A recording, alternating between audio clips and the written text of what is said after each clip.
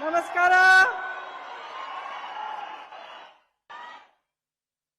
First of all, I would like to thank you for waiting for me for so long. Finally, my turn has come to speak. I know it's very hot in the room.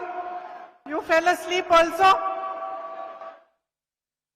But now, Akka Tengi Eddeli. No more sleeping. I have never seen such a big fan in my life. But it's still very hot. So thank you very much for waiting for me for so long. Please translate. Come this side, please. That's it.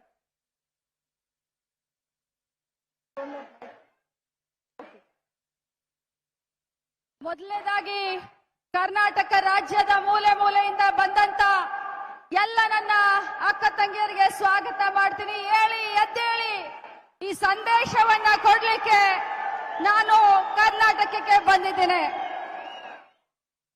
Respected Shri Siddaramaiah ji, Shri D.K. Shivkumar ji, Shri Surjewala ji, Shri B.K. Hari Prasad ji, Shri H.B. Patil ji, Shri Muniappa ji, Shri H.K. Patil ji, Shri Dinesh Kundu Rao ji, Srimati Margaret Alva ji, Srimati D.K. Tara Devi ji, Srimati Netta D'Souza ji, all my sisters and colleagues on the stage, and all the leaders of the Congress party, sisters and brothers who have come to hear me. Welcome to this meeting. ಕಾರ್ಯಕ್ರಮದಲ್ಲಿ ಉಪಸ್ಥಿತರಿರುವಂತ ಎಲ್ಲ ಕರ್ನಾಟಕ ಕಾಂಗ್ರೆಸ್ ಪಕ್ಷದ ಹಿರಿಯ ನಾಯಕರೇ, ವೇದಿಕೆ ಮೇಲೆ ಆಸೀನರಾದಂತ ಎಲ್ಲ ನನ್ನ ಮಹಿಳಾ ನಾಯಕಿಯರೇ, ತಮ್ಮೆಲ್ಲರಿಗೂ ಸ್ವಾಗತ. It is a great honor for me to be here today. You are the people of Karnataka. You are intelligent, hardworking, strong, and you have made the whole country proud. Madam, one more time, please. Sorry? One more time. You can repeat one more time, please. I said it is a great honor for me to be here today with all of you because you are the people of Karnataka. You are intelligent, hardworking, strong, resilient, and you have built this state which makes the whole country proud. ಇವತ್ತು ಕರ್ನಾಟಕ ರಾಜ್ಯ ಬಹಳಷ್ಟು ಹೆಮ್ಮೆ ಪಡ್ತಾ ಇದೆ. ಕರ್ನಾಟಕ ರಾಜ್ಯವನ್ನ ಹೆಮ್ಮೆ ಪಡಿಸುವಂತ ಕೆಲಸವನ್ನ ನೀವೆಲ್ಲರೂ ಮಾಡಿದಿರಾ ಅಂತ ಹೇಳಲಿಕ್ಕೆ ಬಯಸ್ತೇನೆ.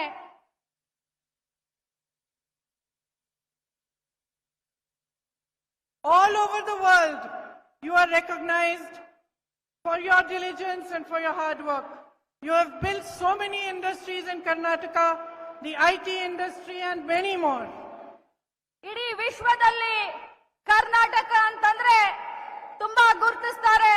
ಹೆಮ್ಮೆ ಪಡುವಂತ ಕೆಲಸವನ್ನ ಕರ್ನಾಟಕದವ್ರು ನೀವು ಮಾಡಿದೀರಾ. IT ಹಬ್ ಅನ್ನ ಕ್ರಿಯೇಟ್ ಮಾಡಿದಂತ ಒಂದು ಹೆಮ್ಮೆ ನಮ್ಮ ಕರ್ನಾಟಕ ರಾಜ್ಯಕ್ಕೆ ಸಲ್ಲುತ್ತದೆ. But more than anything else, my sisters, I am proud of you because you are the source of this energy and this identity. It is you on whose shoulders this whole society rests. It is you who have built Karnataka. ಎಲ್ಲದಕ್ಕಿಂತ ಜಾಸ್ತಿ ನಾನು ವೈಯಕ್ತಿಕವಾಗಿ ನಿಮ್ಮ ಬಗ್ಗೆ ಹೆಮ್ಮೆಯನ್ನ ಪಡ್ತೀನಿ. ಈ ಮಣ್ಣಿನ ಗುಣಧರ್ಮ ಆಗಿದೆ. ನಿಮ್ಮಿಂದ ಕರ್ನಾಟಕ ಹೆಮ್ಮೆ ಪಡುವಂತಾಗಿದೆ. ನಿಮ್ಮನ್ನ ಕಂಡ್ರೆ ನನಗೆ ತುಂಬಾ ಇಷ್ಟ. I say it from my heart. I believe this is true. Because without you supporting your families, going out and working and being strong the way you are and being courageous, you could not have built this state. ನಾನು ಇದನ್ನ ನನ್ನ ಹೃದಯದಿಂದ ಹೇಳಲಿಕ್ಕೆ ಬಯಸ್ತೇನೆ. ನಿಮ್ಮ ಫ್ಯಾಮಿಲಿಯನ್ನ, ನಿಮ್ಮ ಕುಟುಂಬವನ್ನ ನೀವು ಪ್ರೀತಿ ಮಾಡಿ, ನಿಮ್ಮ ಬೆವರಿನ ಹನಿಯಿಂದ ನೀವು ಕಟ್ತಾ ಇರುವಂತ, ನಿಮ್ಮ ಶ್ರಮದಿಂದ ನಿಮ್ಮ ಕುಟುಂಬವನ್ನ ಬೆಳೆಸ್ತಾ ಇರುವಂತದ್ದು ತುಂಬಾ ಹೆಮ್ಮೆಯ ವಿಚಾರ. ಇದು ನನ್ನ ಹೃದಯದಿಂದ ನಾನು ತಮಗೆ ಹೇಳಲಿಕ್ಕೆ ಬಯಸ್ತೇನೆ. You are the daughters of Ma Bhuvaneshwari and Ma Chamundeshwari. Her Shakti is within each one of you. ನೀವು ಕರ್ನಾಟಕದ ಭುವನೇಶ್ವರಿಯ ಮಕ್ಕಳು, ಚಾಮುಂಡಿ ದೇವಿಯ ಮಕ್ಕಳು, ಪ್ರತಿಯೊಬ್ಬರ ಹೃದಯದಲ್ಲಿ ನೀವಿದ್ದೀರಾ. You have descended from a great legacy of strong women. Kittur Rani Chandamma ji, You are her daughters. Your state has a legacy, an history of non-violence and of equality. Bhagwan Basavana recognized the essence of every human being. ನೀವು ರಾಣಿ ಕಿತ್ತೂರು ಚೆನ್ನಮ್ಮನ ನಾಡಿನಿಂದ ಬಂದಂತ ಮಹಿಳೆಯರು ಸಮಾನತೆಯ ಹರಿಕಾರರಾದಂತ ಬಸವಣ್ಣನವರ ಸಂದೇಶದಿಂದ ಬೆಳೀತಾ ಇರುವಂತ ಈ ನಾಡಿನಲ್ಲಿ ಹುಟ್ಟಿದಂತವರು. For him, everybody was equal. Nobody's caste mattered. Nobody's religion mattered. It didn't matter if you were man or woman. Everybody was equal in his eyes. And that is the foundation of your society and your culture. 12ನೇ ಶತಮಾನದಲ್ಲಿ ವಿಶ್ವಗುರು ಬಸವಣ್ಣನವರು ಸಾರಿದಂತ ಸಮಾನತೆ, ಯಾವುದೇ ಜಾತಿ ಯಾವುದೇ ಧರ್ಮ ಇಲ್ಲ, ಹೆಣ್ಣು ಗಂಡು ಎಲ್ಲರೂ ಸಮಾನರು ಅನ್ನುವಂತ ಸಂದೇಶವನ್ನ ಸಾರಿದ ನಾಡಿನಿಂದ ಬಂದಂತವರು ನೀವು. I deeply believe that it is women who uphold our culture, our traditions. It is women who bring change. It is women who make our society what it is. Karnataka ರಾಜ್ಯದಲ್ಲಾಗ್ಲಿ Bharat ದೇಶದಲ್ಲಾಗ್ಲಿ ನಮ್ಮ ಭಾರತೀಯ ಸಂಸ್ಕೃತಿಯನ್ನ ಎತ್ತಿ ಹಿಡಿಯೋದ್ರಲ್ಲಿ ಮಹಿಳೆಯರು ಸದಾ ಮುಂದು. ಇವತ್ತು ನಿನ್ನೆ ನಾಳೆ ನಮ್ಮ ಸಂಸ್ಕೃತಿಯನ್ನ ಎತ್ತಿ ಹಿಡಿತಾ ಇರುವುದು ಸ್ತ್ರೀ ಕುಲ ಅಂತ ಹೇಳಲಿಕ್ಕೆ ಬಯಸ್ತೇನೆ. You know, I was brought up by two very brave and strong women. The first was my grandmother Indiraji. I saw her, I was 8 years old, when she lost her son. Her son was only 33 years old. But the very next day, she got up and went to work to serve her nation. That was the sense of duty she had. ಬಂಧುಗಳೇ, ತಾಯಂದ್ರೆ, ನಾನು ನನ್ನ ಜೀವನದಲ್ಲಿ ಎರಡು ಶಕ್ತಿಶಾಲಿ ಮಹಿಳೆಯರ ಮಧ್ಯದಲ್ಲಿ ನಾನು ಬೆಳೆದಿದ್ದೇನೆ. ನನ್ನ ಅಜ್ಜಿ ಇಂದಿರಾ ಗಾಂಧಿ ಅವರು ತಮ್ಮ ಮಗನನ್ನ ಅವನ 33ನೇ ವಯಸ್ಸಿನಲ್ಲಿ ಕಳ್ಕೊಂಡ್ರು. ಮಾರನೇ ದಿನ ಕೆಲಸಕ್ಕೆ ಶುರು ಮಾಡಿದ್ರು. ಅಂತ ಒಂದು ಶಕ್ತಿಯ ಮನೆಯಲ್ಲಿ ನಾನು ಜನ್ಮ ತಾಳಿದ್ದೀನಿ. ಅಂತವರನ್ನ ನೋಡಿ ನಾನು ಬೆಳೆದಿದ್ದೀನಿ. That was her inner Shakti. That her heart was broken. She had lost her child. But she put her country first and she went to work the next day. And she continued to serve the country until she died. ಒಬ್ಬ ತಾಯಿಯಾಗಿ ಒಬ್ಬ ಮಗನನ್ನ ಕಳ್ಕೊಂಡು ಹೃದಯ ವಿದ್ರಾವಕ ಆದಂತ ಘಟನೆ ಆದ್ರೂ ಕೂಡ ದೇಶ ಮೊದಲು, ಆಮೇಲೆ ನನ್ನ ಫ್ಯಾಮಿಲಿ, ಆಮೇಲೆ ನನ್ನ ಕುಟುಂಬ, ನನ್ನ ಮಗ ಅಂತ ಹೇಳಿ ಈ ದೇಶಕ್ಕೋಸ್ಕರ ತನ್ನ ದುಃಖವನ್ನ ಮರೆತು ಮಾರನೇ ದಿನ ಕೆಲಸವನ್ನ ಪ್ರಾರಂಭಿಸಿದಂತ ಇಂದಿರಾ ಗಾಂಧಿ ಅವರ ಮೊಮ್ಮಗಳು. I was brought up by my mother, Sonia ji. ನಾನು ಬೆಳೆದಿದ್ದು ನನ್ನ ತಾಯಿ ಸೋನಿಯಾ ಗಾಂಧಿ ಅವರನ್ನ ನೋಡಿಕೊಂಡು. ನನ್ನನ್ನ ಬೆಳೆಸಿದ್ದು ಸೋನಿಯಾ ಗಾಂಧಿ ಅವರು. At the age of 21, she fell in love with my father, Rajiv. And she came all the way from Italy to India to get married to him. Sonia Gandhiji ಅವರು ತಮ್ಮ 21ನೇ ವಯಸ್ಸಿಗೆ ರಾಜೀವ್ ಗಾಂಧಿ ಅವರ ಮೇಲೆ ಪ್ರೇಮಾಂಕುರವಾಗಿ ತಾನು ಹುಟ್ಟಿದಂತ ದೇಶ ಇಟಲಿಯನ್ನ ಬಿಟ್ಟು ಭಾರತ ದೇಶಕ್ಕೆ ಬಂದರು. She struggled to learn our traditions. She learnt the ways of India. She understood and imbibed everything from Indiraji. And at the age of 44, she lost her beloved husband.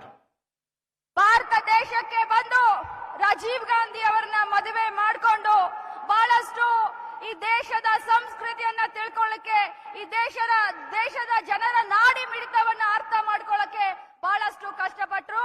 ಆದ್ರೆ ಬಂಧುಗಳೇ, ತನ್ನ 44ನೇ ವಯಸ್ಸಿನಲ್ಲಿ, ಬರೀ 44ನೇ ವಯಸ್ಸಿನಲ್ಲಿ ಸೋನಿಯಾ ಗಾಂಧಿ ಅವರು ತನ್ನ ಪತಿಯಾದಂತ ರಾಜೀವ್ ಗಾಂಧಿ ಅವ್ರನ್ನ ಕಳ್ಕೊಂಡ್ರು. And even though she disliked politics, she took the path of service to the nation and she served India for all of her life till today when she is now 76 years old.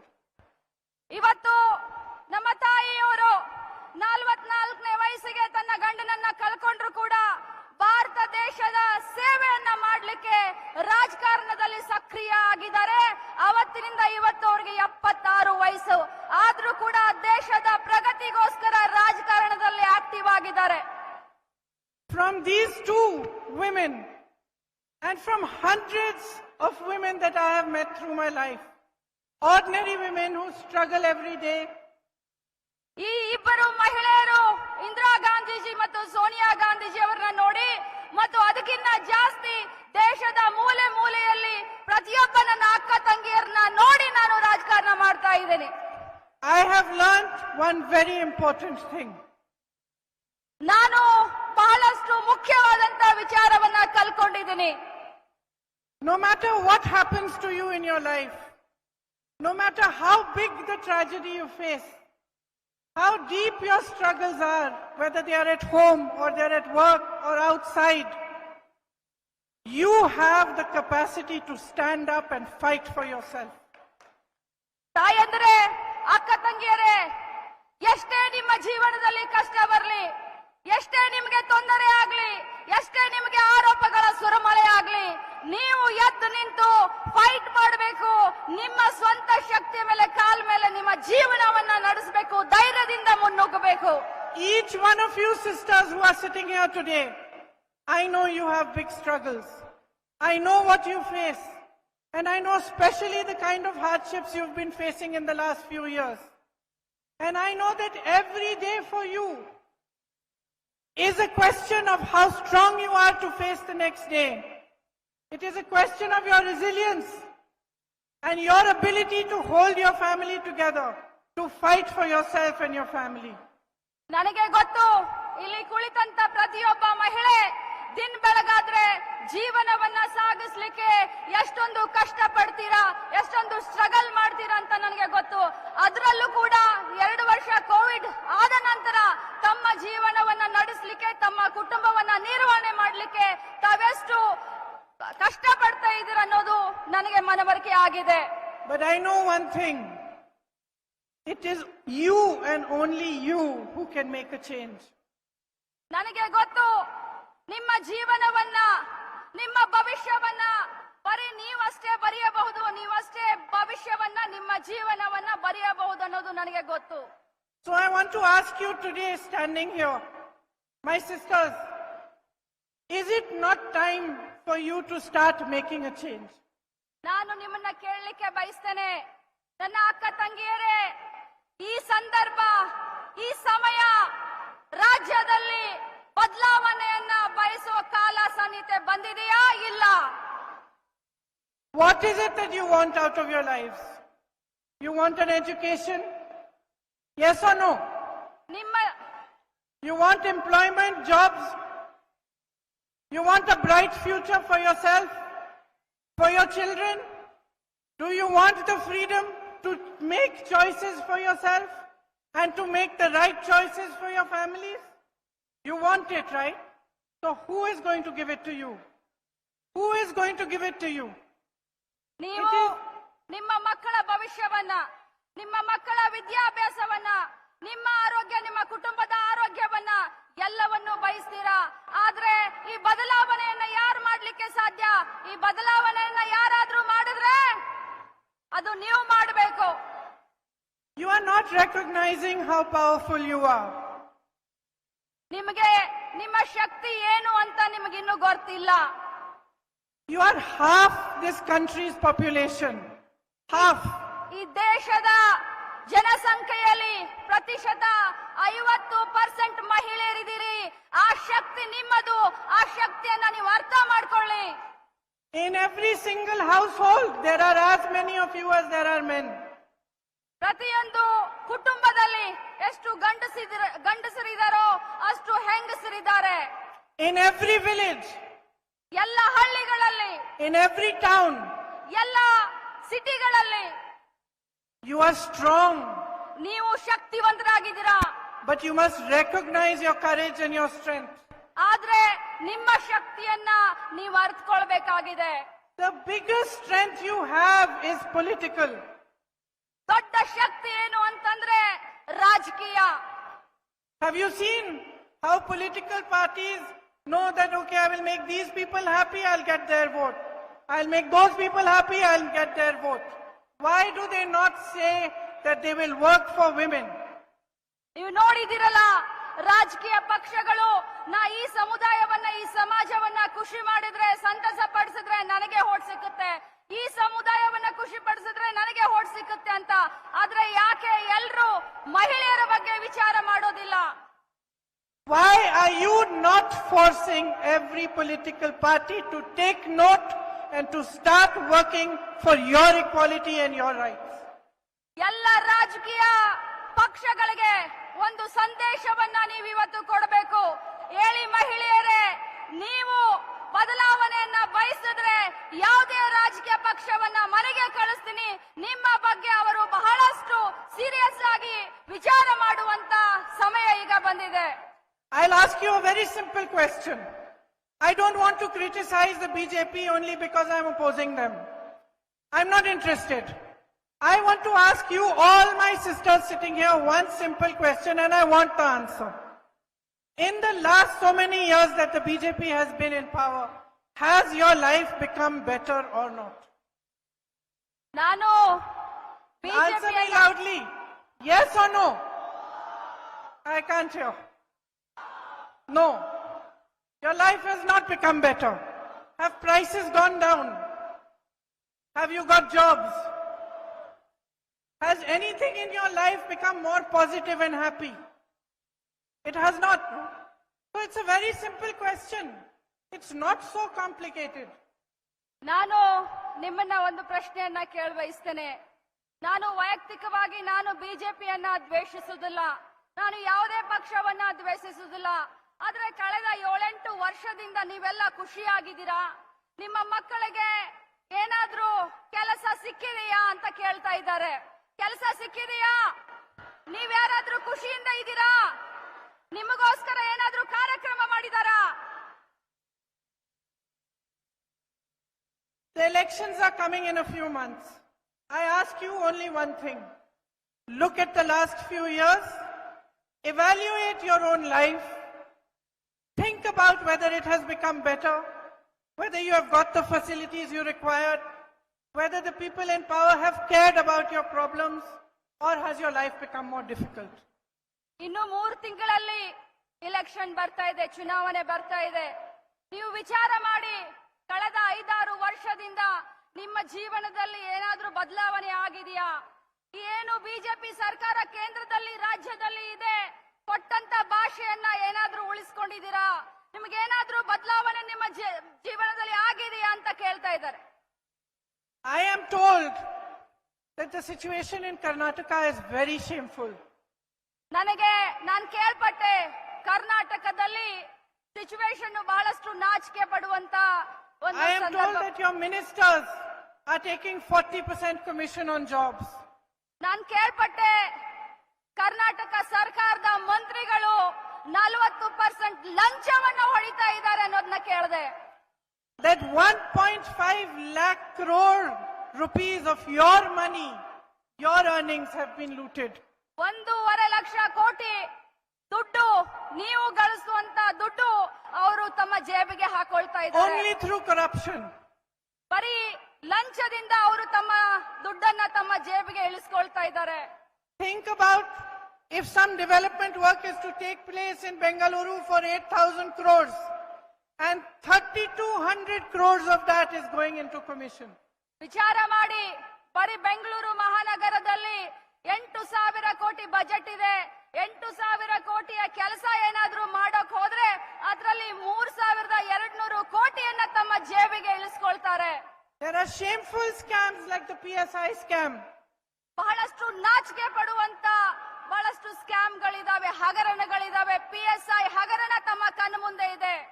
Where police posts are being sold. Police post ಅನ್ನ ಮಾರ್ಕೊಂಡಿದ್ದಾರೆ. You educate your children, your young girls and boys to get them jobs. Is this what you expect from the people who are in power?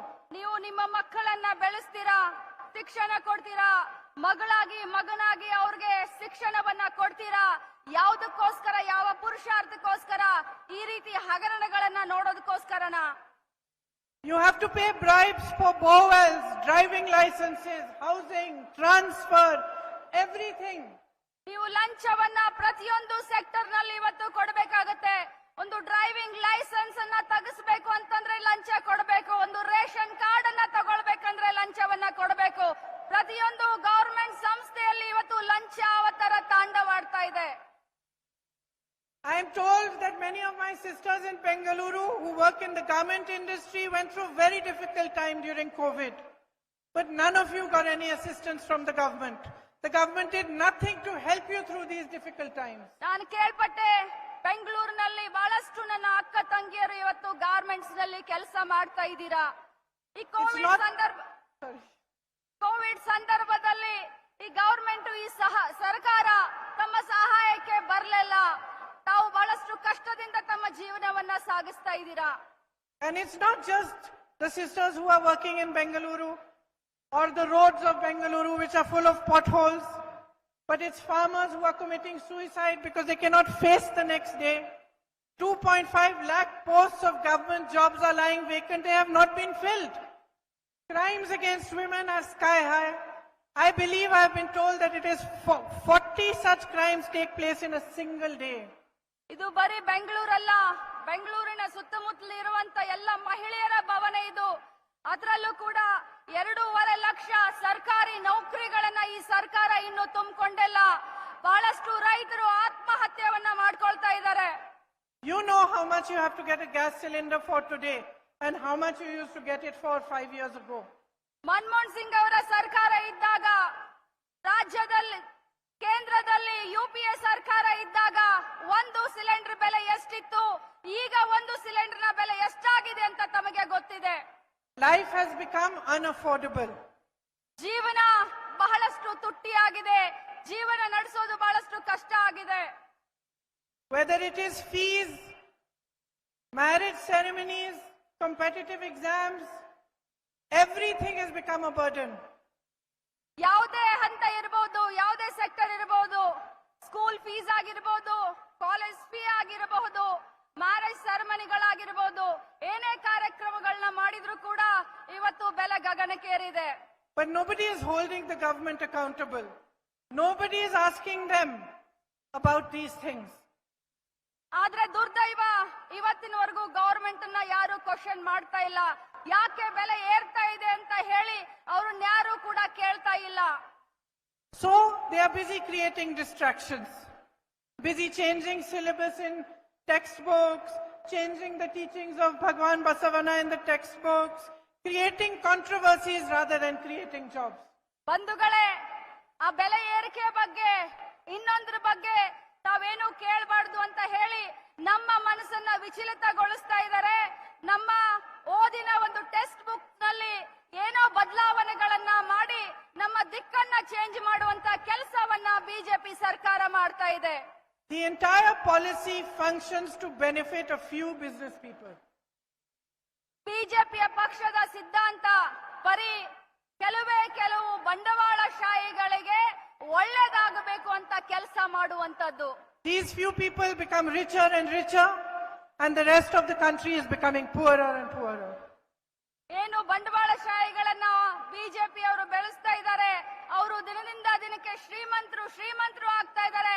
ಆದ್ರೆ ನನ್ನ ಭಾರತ ದೇಶ ಮಾತ್ರ ಬಡತನದಲ್ಲಿ ಮುಳುಗ್ತಾ ಇದೆ. All the sources for jobs have practically shut down. The PSUs have been sold to the Prime Minister's rich friends. ಬಹಳಷ್ಟು ಖಾಸಗೀಕರಣ ಆಗ್ತಾ ಇದೆ. ಎಲ್ಲ ಜಾಬ್ಗಳು ಇವತ್ತು ಮಾರಾಟಕ್ಕಿದೆ. ಎಲ್ಲ ಕ್ಷೇತ್ರವನ್ನು ಕೂಡ ಖಾಸಗೀಕರಣವನ್ನ ಮಾಡಿ ಎಲ್ಲ ಭಾರತ ದೇಶದ ಆಸ್ತಿಯನ್ನ ಮಾರ್ತಾ ಇದ್ದಾರೆ.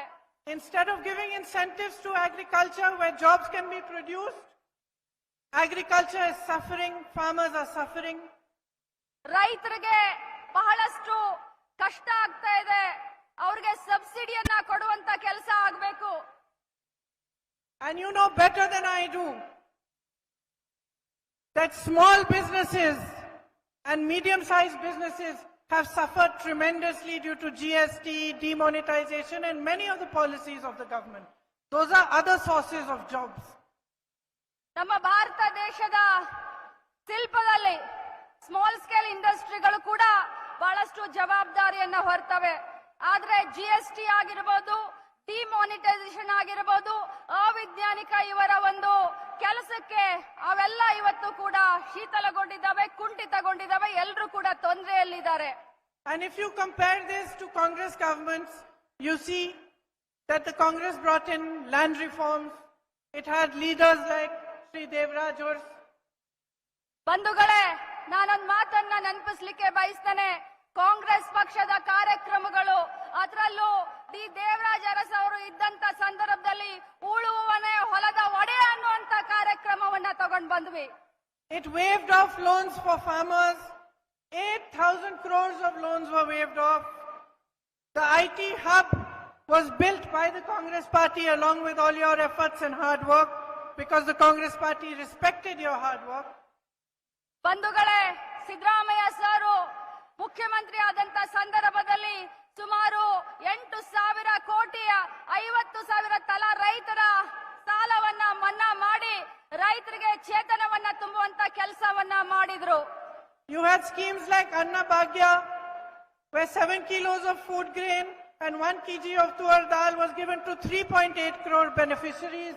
3,08,00,000 ಜನರಿಗೆ ಅನ್ನ ಭಾಗ್ಯದಲ್ಲಿ ಅಕ್ಕಿ ಇರಬಹುದು, ಗೋಧಿ ಇರಬಹುದು, ಬೇಳೆ ಇರಬಹುದು, ಸುಮಾರು 3,08,00,000 ಕುಟುಂಬಗಳಿಗೆ ಅನ್ನ ಭಾಗ್ಯದ ಯೋಜನೆಯನ್ನ ಕಾಂಗ್ರೆಸ್ ಪಕ್ಷದ ಸರ್ಕಾರ ತಗೊಂಡ್ಕೊಂಡು You had Indira canteens, Kshira Bhagya, Matrupurna schemes through which all of you benefited. Indira canteen ಅನ್ನುವಂತ ಜನಪ್ರಿಯ ಕಾರ್ಯಕ್ರಮವನ್ನ ಕಾಂಗ್ರೆಸ್ ಪಕ್ಷ ತಗೊಂಡ್ ಬಂತು.